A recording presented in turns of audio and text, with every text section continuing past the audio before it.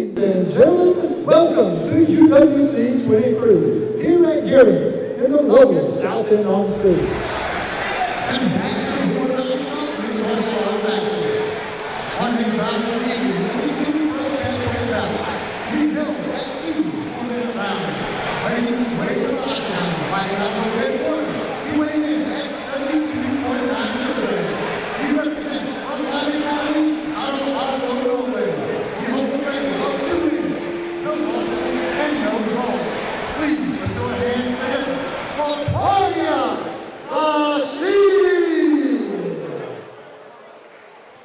Well, Luke, we were talking about the quality of the semi-pro game here, and now we've got a fighter from Oslo in Norway. He's unbeaten in 2. Rashidi coming into the cage here, and I think it's great for our fighters to be getting this experience on a show like this early in their careers. You know, Poirier Rashidi, he's 2-0. He's from the Frontline Academy in Oslo. But what a great experience for our British lads here to have this sort of quality laid in front of them. I mean, I know the front line in Norway very, very well. You can see Jack Hermansinger in his corner there. Me and Jack are actually training partners. He comes over to Tsunami and trains me an awful lot. He fights in Bellator himself, and he is a very, very experienced fighter. And you never have a man come out of Norway who doesn't know how to fight, especially grapple. These guys, Jack himself has had over 500 wrestling matches, and I'm sure here with Rashidi, he'll be very well versed in what he's doing. And you can see from the shape of the man, he's in fantastic physical shape, and he'll be prepared for this bout here. And for the UK guys getting the opportunity to fight people like that at semi-pro, you know, it's unheard of. You do not see it on many shows across Europe, let alone in England.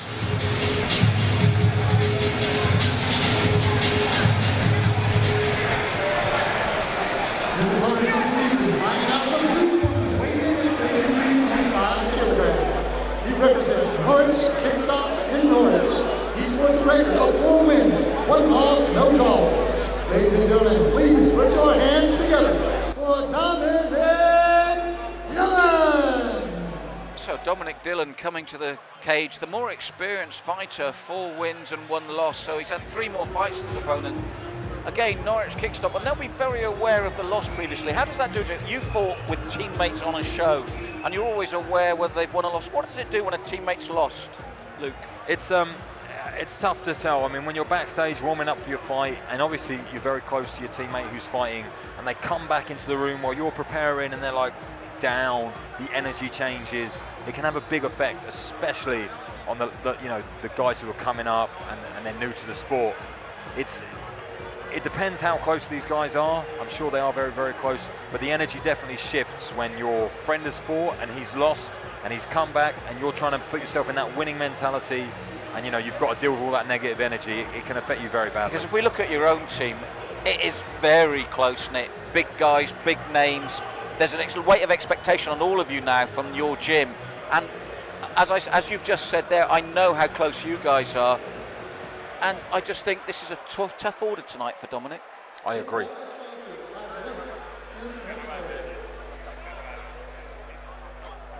It's going to be a really, really tough mountain to climb. Although he's got the more experience, it's going to be really, really hard for him to take on the Norwegian man, who I'm sure has got a lot of experience in the grappling world. And we come in here and have a look at it in the first round, and we can see early on to see how these guys match up against each other. Yes, and as you said, Poirier Rashidi in incredible shape at the weight, very good camp. And Norway, they're really becoming the dark horses of MMA worldwide, aren't they? The Scandinavian countries are really coming up quick. I mean, we've got Alexander Gustafsson fighting for a light heavyweight title against John Jones, and the MMA is exploding in those countries. So Dominic Dillon, he's got a reverse. We've seen Anistada stopped earlier in the show. Well, the last fight now, and Dominic Dillon's got the opportunity to turn this round for his camp. Dillon has a very, very strange style on the feet. Looks quite effective, but he's hunched over a little bit. A lot of movement with his hands. Can be hard to deal with if you're not used to it. That front leg kick, head kick, quite a difficult technique to pull off. And again, that right hand coming over almost found the mark. Rashidi very light on his feet, nice lateral movement, bouncing, moving lightly, and very aware and focused. But as you said, he must be thinking, what's this guy bringing? Oh, but he took a short right hand there, tried to get the knee in Dillon as he took the right hand. You see but the Rashidi physical was having force none of it, there. was he? Yeah, you see the physical force of Rashidi just throwing him off him. Testing the front leg of Dylan as well. And the little sweet left hand from that southpaw stance. Right on the button that shot was. I'd look to perform more of those shots down the middle of the pipe and catch this strange style. And he did it again. As you said that, the left hand landed again. And as soon as he got caught, he looks for the takedown. So you can see these guys have got a bit more experience because they're trying to mix up the game and really fight, you know, in all areas. And grabbing the cage. Well, our referee also came in closely because as they went to ground, Rashidi, as they actually hit ground, almost hit Dylan in the face, which is still semi-pro, so he's got to be careful there. But again, the guillotine defense to the takedown attempt. Let's go when he's down there. But looks very calm despite the position, doesn't he?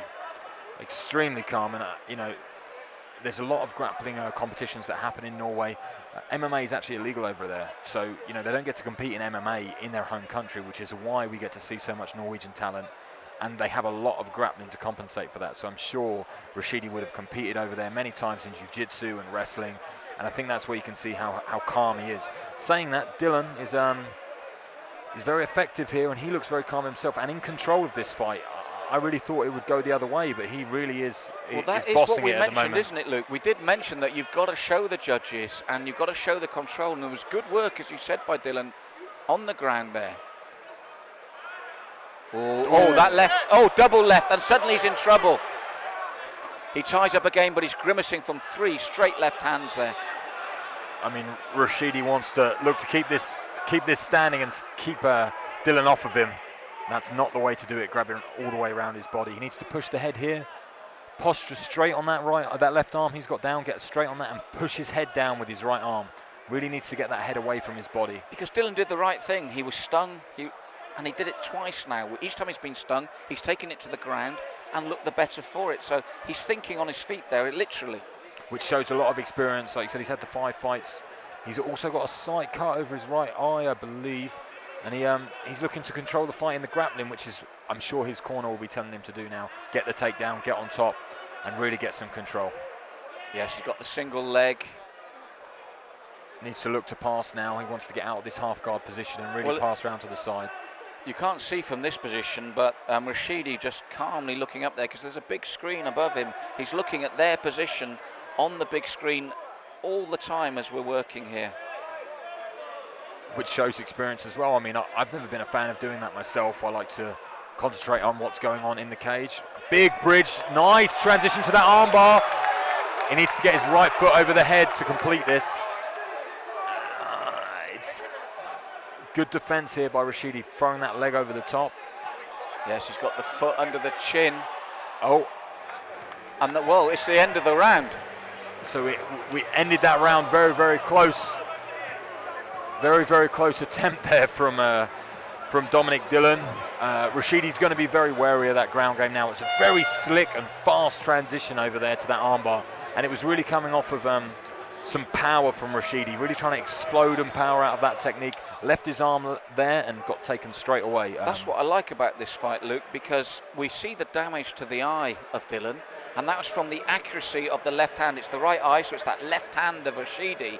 But each time Dylan responded and took his man down, he capitalised. It's a real nice contrast, isn't it? Because as you said, in the second round, if it lands cleanly, he might not get the opportunity. That's my worry for him. If we're looking at the two fighters, if I was Rashidi, keep it upright, as you said, keep the sprawls, get that left hand working. If I was Dylan, slip it, get down quickly. If I was, in Rashidi's corner and I was Jack, I'd be saying to look at those uppercuts and knees for those entries, because he's going to come thick and fast in this round looking for that takedown.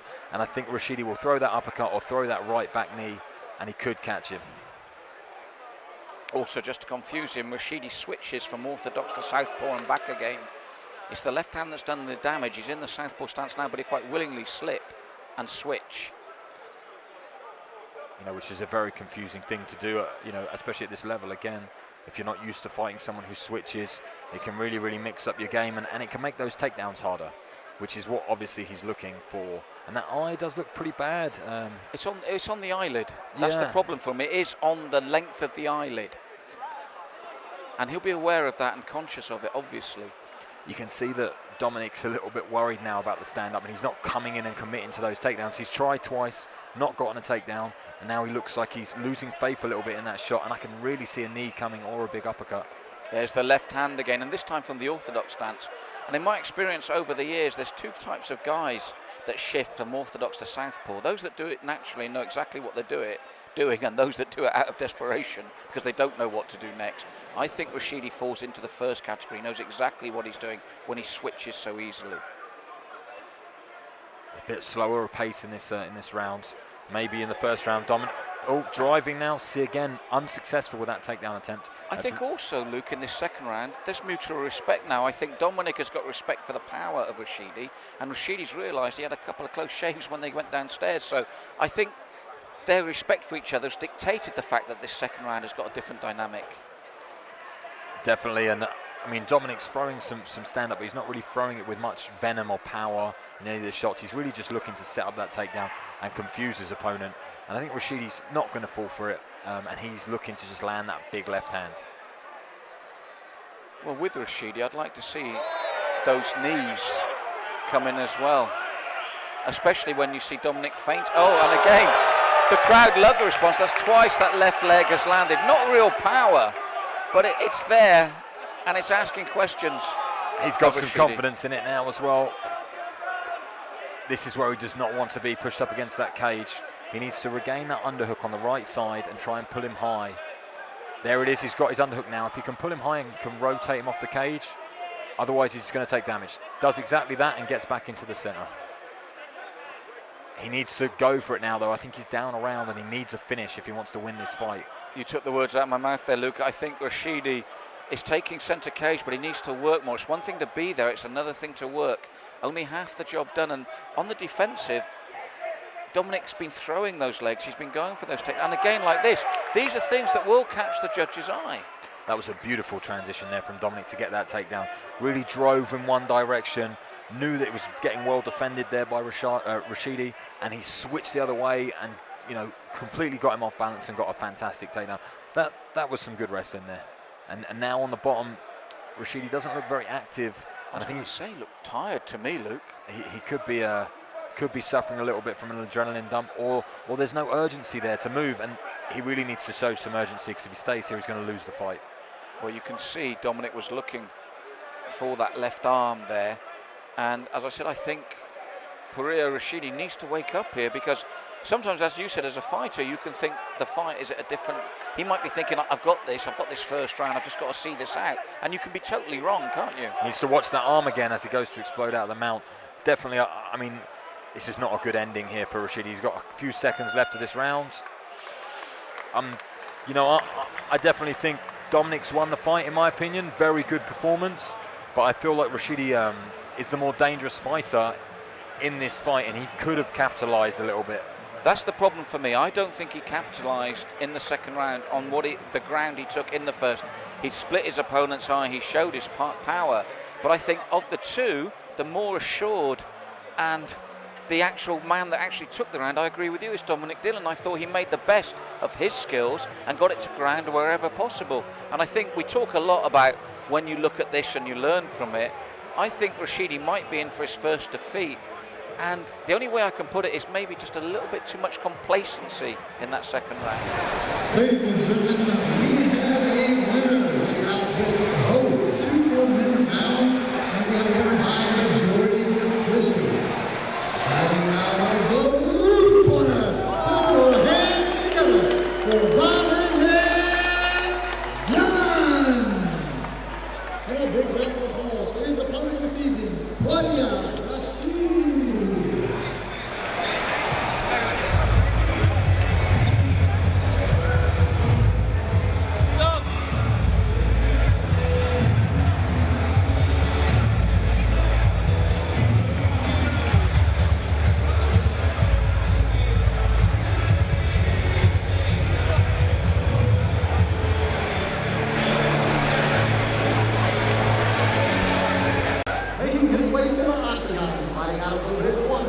Weighed in at 77.5 kilograms. He represents Knuckle Force Hurtlocker out of Newcastle. He has a record of 2 wins, 5 losses, no draws. Ladies and gentlemen, please put your hands together for Scott Rogan. Now look, this fight excites me because Scott Rogan is exactly one of those men we've been talking about. 7 fights, only 2 wins. But like Jake Bostwick, he's a very exciting fighter. Very explosive upright with his legs and his hands. But after those 2 brilliant wins, people are going, whoa. His 5 defeats are submissions.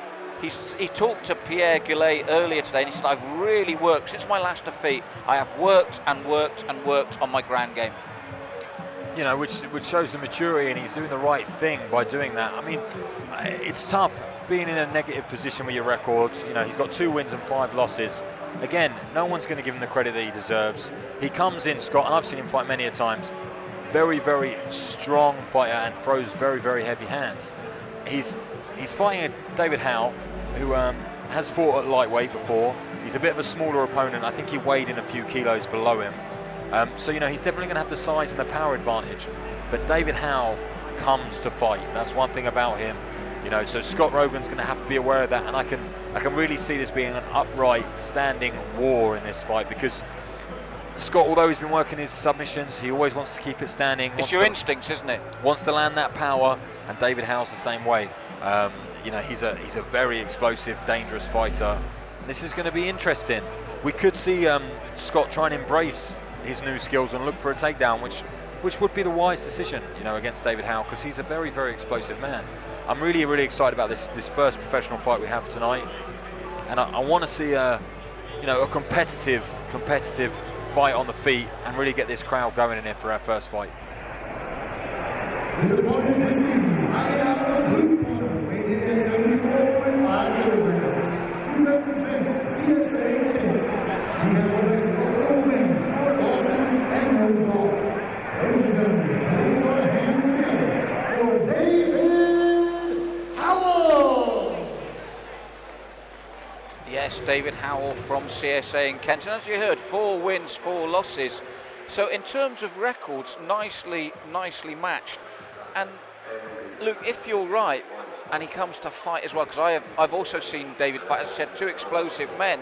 It'll be interesting to see whether Scott stays with his instincts or thinks, do you know what, I've got a new skill set now, I'm going to use it. And this is what excites me most about this new pro fight. For me, a lot of the attention is on Scott Rogan, whether he thinks, actually, this guy's tailor-made for me, I don't need to change, this is what I like, this is what I want. Jake Bostwick was always happy when you told the guy's going to stand and trade with you. Yay! Or will Scott go, do you know what, I don't need this anymore, I can do this? I mean, I know David Howe pretty well, because he fought my coach, Robbie Olivier, about a year and a half ago, and he was 4-0 at the time, and he hasn't won since. You know, he's really was coming up in the game, and people were saying he's going to be a very, very unstoppable force, and he's run into a bit of trouble. So, you know, I think he's going to be very aggressive in this fight and look to change the tide and come back to winning ways really here. Well, if you look at it, this is perfect, because we've got 2 men that are looking to get back to winning ways. They're in identical positions here after good starts. But can we get one thing straight? If you're going to have your first loss, if it's going to be to Robbie Olivier, that's not a bad name to have to say, well, I lost. You know, you can forgive him for that one. And you can see the size difference of these 2 men. But I tell you now, I think this is going to be a first rounder, so, you know, get ready for this one. Well, as we said, this is exciting in so many ways, and the main one is 2 men looking for redemption here. 2 men looking to get back on winning ways after very, very good starts to their career. And big leg kick from Howell on Scott Rogan, and he's still looking, he's shaking his head. And David Howe saying, why have you stopped me? And I think the referee's saying, because the fight is over. You said first round, I didn't think first 10 seconds, but a textbook left leg roundhouse. I told you that man's an explosive individual, you know, and Scott dropped his hands for a split second. See, he's screaming, he's back. He's very, very hyped up and proud, you know, an aggressive individual, and he definitely showed some skill there. I think he stunned Scott Rogan, stunned me with a beautiful finish. Scott's still stunned. He can't believe it, because on paper, this man was tailor-made for him. I think he felt this was going to be the sort of fight he wanted to be in. But what were we talking, 8-10 seconds, and that explosive left leg. He's actually saying to him what landed, you know. Ladies and gentlemen, this may be a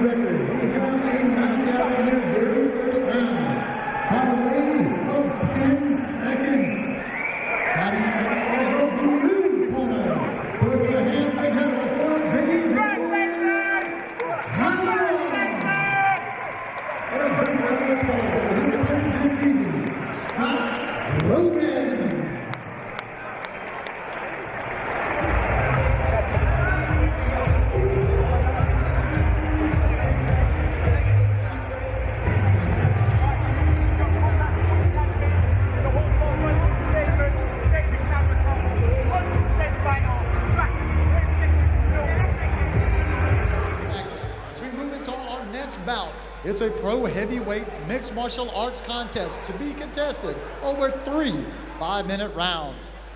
Our fighter making his way to the octagon, fighting out of the red corner. He weighs in at 115 kilograms. Representing Team Lithuania, he has a record of 3 wins, 4 losses, and no draws. Please put your hands together for Tomas Vaisickas. So Tomas Vaisickas from Team Lithuania, 3 wins, 4 losses in his 7 fights, and another international bout for us again tonight. And Eastern Europe now another hotbed of mixed martial arts. I mean, the fighters that are coming out of Eastern Europe are hungry, they're tough, and they're usually physical specimens, you know. And this man we got here today definitely trains, but you know, doesn't look like he's been in the gym too long. But he's a big man in himself. He doesn't look hungry either, Luke. he's definitely a well-fed Eastern European. But you know, they have that fighting blood, it seems, with the Eastern Europeans. They're all, you know, very aggressive fighters. And when you have a man this size, we always say that one punch can change a fight, but definitely at heavyweight. Blue corner weighs in at 120.4 kilograms. Represents Ministry of Martial Arts Basildon. He is making his pro mixed martial arts debut. Please put your hands together for Stephen Lambert. Now again, you heard the fan following Lambert from Basildon. And let me tell you this, Luke, when any camp says, yeah, we want you to fight a guy, he's 120k, he's had 7 fights, and you go, yes, you're confident in your man. It's as simple as that. Definitely, I mean, this man's going to come in and look to impress. You know, he's taken on a fight with someone who's got a lot more experience with him in front of his home crowd, and he looks calm. You know, he looks like he's there to finish this guy impressively, and he wants to make a statement with this fight, and they wouldn't have accepted a fight if they didn't feel he was capable of doing it. But getting back to your original point, although we made light of it, the thing about the Eastern European fighters, I know what you're saying, they're fearless, they'll take a fight, they'll come in, and it doesn't matter.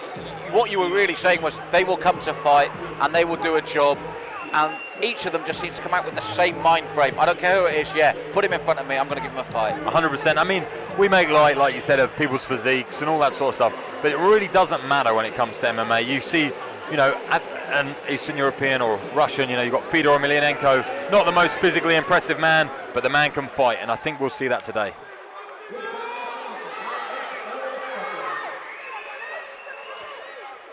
Yes, so as we said, Tomas Vaisickas, 3-4, Team Lithuania, big man, against Stephen Lambert, making his debut with a big fan following from the Ministry of Martial Arts in Basildon. And again, I just get the feeling that this isn't going to go the 3 full rounds, Luke, whether in terms of stamina or sheer power. I hope there's some power involved, and we see another fantastic knockout, which we've seen plenty already. Yes, fantastic card here tonight.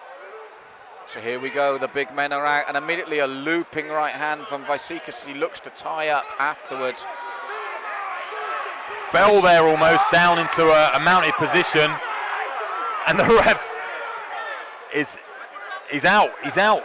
A straight knockout with ground and pound, very quickly there, and Lambert doesn't even look bothered. Lambert almost looks upset the fight's finished so early. He's looking at the crowd and going, say what? You know, he's almost apologising, but you can't do that. You know, Luke, it's your safety that's paramount when you go in there, isn't it? It's not about your opponent, it's always about you. I mean, and these men are very large, big, strong men, and those heavy shots he landed in the ground and pound, just straight away got a clear knockout of his opponent. Mark Day realised that he was out and stopped the fight straight away. Great vision there from the referee, and he's looking after the fighter on the bottom. And Lambert might feel a bit frustrated that he didn't get, on his debut, a long, hard fight, but I'm sure he's relieved it's over. Ladies and gentlemen,